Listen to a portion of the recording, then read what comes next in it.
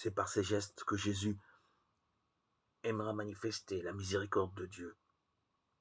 Le plus grand geste de compassion qu'il prodiguera d'ailleurs abondamment à l'égard des souffrants est le toucher.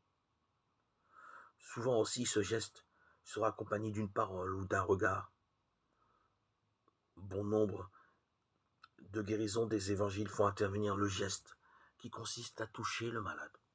À travers ce geste, Jésus manifeste là encore son cœur de compassion et semble souvent stimuler l'espérance des foules.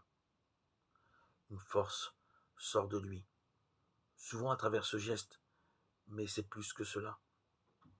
Et les malades le pressentent bien, ils se rendent proches, ils se donnent par amour dans l'action de toucher.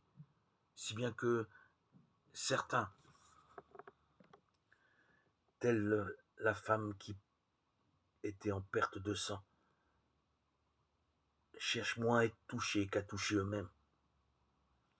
Chercher à approcher la personne physique du Christ revient à confesser l'espoir que l'on met en lui, et même plus que cela, exprimer le besoin qu'il soit là, tout proche de la souffrance. On ne vient pas vers lui comme vers un magicien, on ne cherche pas ce contact par curiosité ou par sympathie, ni par révérence, hormis le geste de la pécheresse chez Simon, en Luc 7,39.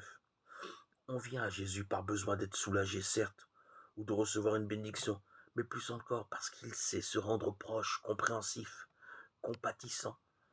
L'homme plongé dans une quelconque forme de souffrance sait intuitivement d'abord se tourner vers celui ou celle qui saura se faire consolant, confortant, miséricordieux.